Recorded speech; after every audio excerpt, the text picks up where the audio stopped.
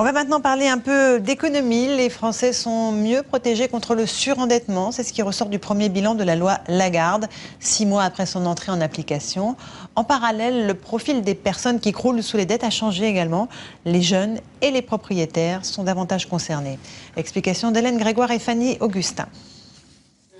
8 fois sur 10, les surendettés ont eu recours au crédit renouvelable. Ces réserves d'argent à taux exorbitants souscrites sans difficulté à grand renfort de publicité et de cartes de fidélité des magasins.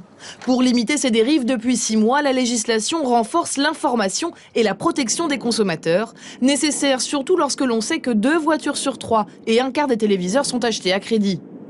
Le montant du crédit dépasse 1 000 €, les banques ont une obligation d'orienter le consommateur vers une offre de crédit personnel.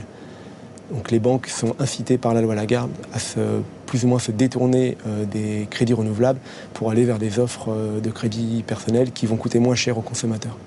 Durée de remboursement réduite, taux d'intérêt maximum en baisse. Conséquence, en un an, le nombre de crédits renouvelables est en recul de 8,8%, mais ils se sont intégralement reportés sur les prêts personnels.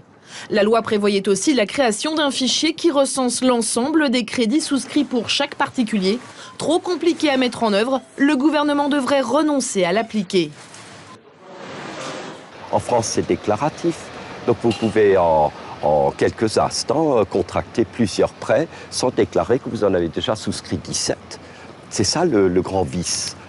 Le surendettement touche désormais de nouvelles catégories, les jeunes happés par la spirale du crédit suite à un découvert bancaire et les propriétaires qui accumulent les prêts en plus d'un emprunt immobilier. En France, un dossier de surendettement est déposé toutes les 3 minutes.